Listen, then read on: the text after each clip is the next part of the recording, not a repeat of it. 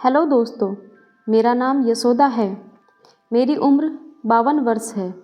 कुछ दिन पहले ही मैंने अपने बेटे की शादी अपनी पसंद की लड़की से करवा दी। मेरे बेटे की शादी मैंने मुश्किल से की।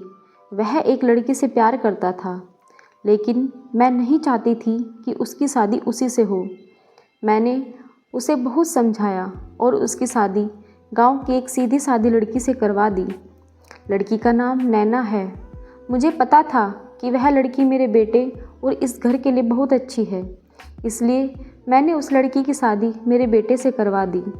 नैना हमारे घर में आई। लड़की घरेलू थी, बड़ों का सम्मान और घर का काम करती थी। अभी 10 दिन ही हुए शादी को, लेकिन मुझे लगने लगा कि मैंने अपने बेटे की शादी इस लड़की से करवाकर अच्छा किया। मेरा बेटा संजीव भी खुश लग रहा था, लेकिन उस रात के बाद मेरी यह सोच बदल गई। एक रात करीब 2 बजे मेरे बेटे के कमरे से चीखने की आवाज़ आने लगी। यह चीख मेरी बहू की थी। मैंने थोड़ी देर तक सुना, फिर वह चीख बंद हो गई। संजीव के पिता मेरे पति को यह सब सुनाई दिया था, लेकिन फिर हमने उन्हें रात में पूछना उचित नहीं समझा, इसलिए दरवाज़ा नहीं खटखटाया। सुबह मेरी बेटी भी बोल रही थी कि मम्मी, रात को कौन चीख रहा था। मैंने उसकी बात काट दी और कहा कि कोई नहीं, शायद कोई बाहर से चीख रहा होगा। मेरी बहू का स्वभाव उस दिन से बदल गया। वह चुप थी सारा दिन। मैंने सोचा शायद पति पत्नी के बीच की कोई बात होगी, इसलिए मैंने कुछ पूछा नहीं। अगली रात फिर 2 बजे वही हुआ। मेरे बेटे के कमरे से फिर चीखने और रोने की आवाज़ आने लगी। इस रात वह आवाज़ करीब 10 मिनट तक चली। मेरी बेटी उठ गई और उसने हमारे कमरे का दरवाज़ा खटखटाया। मैंने दरवाज़ा खोला तो देखा वह बहुत डरी हुई थी। वह बोली, मम्मी, यह क्या है? भाभी रोज़ रात को रोती और चीखती है। क्यों? क्या होता है वहाँ पर? आप अभी मेरे साथ कमरे के अंदर चलो, अभी दरवाज़ा खुलवाते हैं। मैं दरवाजे के पास जाने लगी तो मेरे पति ने मुझे रोक लिया और कहा कि रुको, अभी बात मत करो, कल सुबह दोनों से बात करते हैं। उस रात को मेरा सोना मुश्किल हो गया था। मेरी बहू सुबह बहुत जल्दी उठकर घर के काम में लग गई। मैं सुबह अपने बेटे के कमरे में गई। मैंने उससे पूछा कि क्या बात है, रात को बहू क्यों रोती है। उसका चेहरा पूरा उतरा हुआ था। वह बोला, कुछ नहीं माँ। उसकी बातों से कुछ और आंखों में कुछ और दिखाई दे रहा था। ऐसा लग रहा था जैसे वह मुझसे कुछ छुपा रहा है। मेरे पति ने भी उससे पूछा, लेकिन वह कुछ नहीं बोला, बस चुपचाप घर से बाहर चला गया। मैंने मेरी बहू से पूछा, वह कुछ काम कर रही थी। उसको देखकर ही लग रहा था कि जैसे वह रात में ठीक से ना सोई हो। आंखें साफ बता रही थी। मैंने उससे पूछा, क्या हुआ? तुम रात को रो क्यों रही थी? मेरी बहू बोली, रो रही थी? कब? नहीं तो, मैं तो सो रही थी और मुझे तो कोई आवाज़ नहीं आई। आप क्या बात कर रही हैं? मुझे समझ नहीं आ रहा है। वह ऐसे बर्ताव करने लगी जैसे उसे कुछ पता ही ना हो। उसे कमरे में ऐसा क्या हो रहा था? यह बात या तो मेरी बहू जानती थी या मेरा बेटा, लेकिन दोनों ही कुछ बताने को तैयार नहीं थे। पर दोनों के चेहरे से साफ पता चल रहा था कि कुछ तो है जो यह दोनों छुपा रहे हैं, लेकिन क्या, यह समझ नहीं आ रहा था। अब जब भी रात होती तो मुझे नींद नहीं आती थी, क्योंकि आधी रात को फिर वही होता। मेरी बहू ज़ोर से चीखती और रोती थी। मेरे मन में कई सवाल थे कि वहाँ ऐसा क्या होता है उस कमरे में। फिर एक रात करीब 2 बजे मेरे घर में वह हुआ जो मैंने सोचा भी नहीं था। मेरी बहू रात को कमरे से बाहर आ गई। उसके कपड़े कहीं भी जा रहे थे। उसे कुछ होश नहीं था। बाल खुले थे और वह घर के चौक में आकर बैठ गई और ज़ोर से चीखने और रोने लगी। हम सभी घर वाले बाहर आ गए। मेरा बेटा भी कमरे से डरा हुआ बाहर आया। बहू की ऐसी हालत देखकर हम सब ही डर गए थे। मैंने मेरे बेटे से पूछा कि क्या हुआ।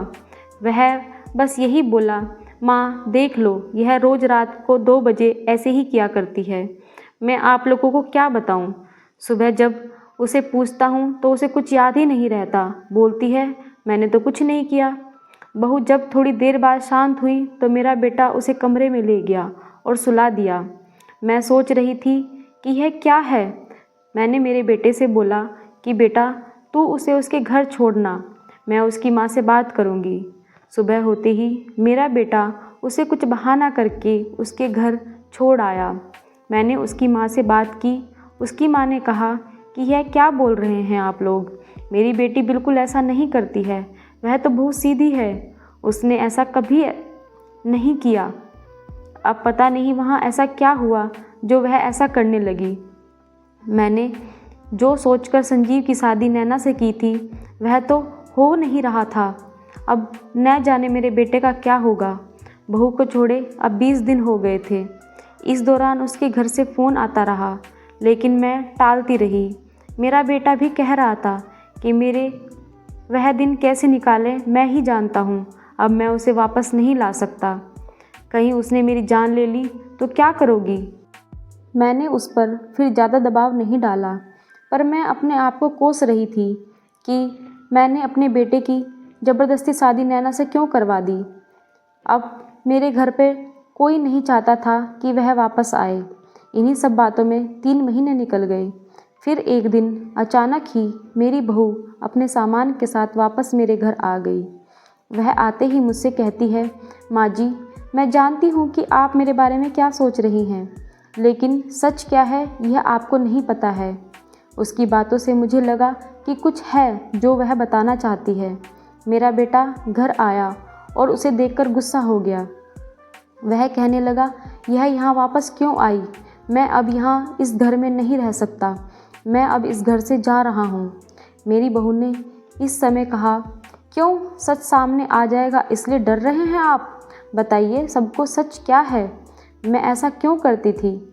मेरा बेटा बोला कि कौन सा सच, कैसा सच? सच यही है कि तुम पागल हो और रोज़ रात को उस तरह ही पागलपन करती हो।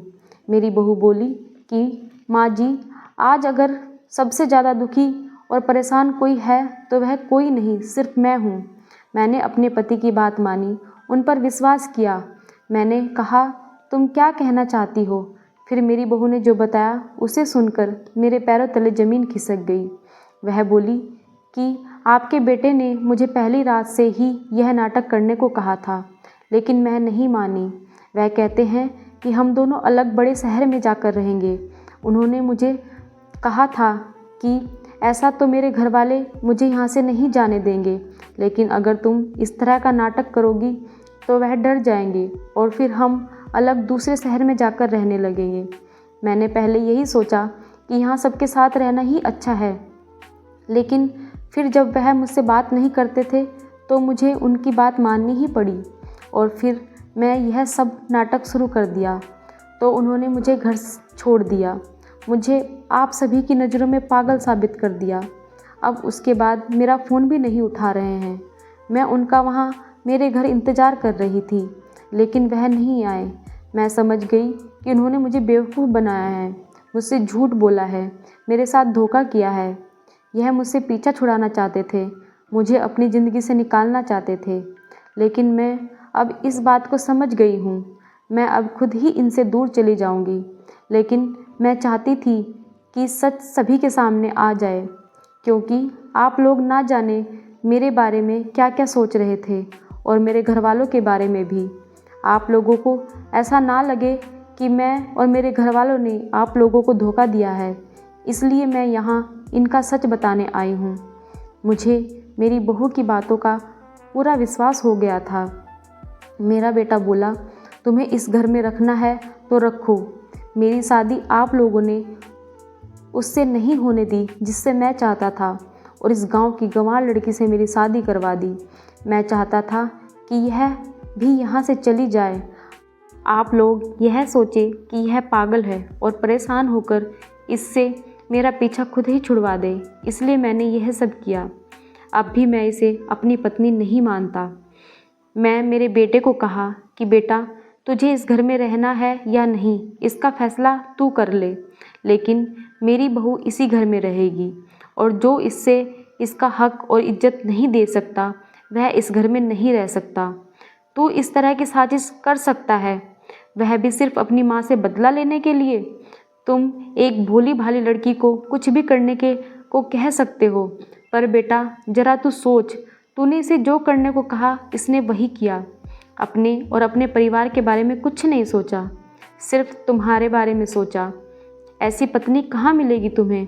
तू बहुत बड़ा अभागा है बेटा, जो इस लड़की को छोड़ रहा है। मैं बहुत खुश थी कि मैं अपने बेटे के लिए हीरा चुना था, लेकिन शायद मेरा बेटा ही उस हीरे के लायक नहीं था। जो लड़की तुम्हारे लिए पागल होने का नाटक कर सकती है, वह लड़की ज़िंदगी भर तुम्हारा कितना साथ देगी, यह तुम खुद सोच सकते हो। यह सब बोलकर मैंने अपनी बहू को गले लगा लिया। मेरा बेटा भी कहीं नहीं गया। थोड़े समय तक ज़रूर नाराज़ रहा, लेकिन मुझे पता था नैना से कोई प्यार किए बिना रह ही नहीं सकता, क्योंकि वह है ही इतनी प्यारी। आखिर में धीरे धीरे सब कुछ ठीक हो गया। मेरा बेटा भी नैना को प्यार करने लगा। आज वह दोनों एक सुखी जीवन जी रहे हैं। दोस्तों, आपको यह कहानी पसंद आई हो तो वीडियो को लाइक और शेयर करें और हमारे चैनल को सब्सक्राइब करें। धन्यवाद।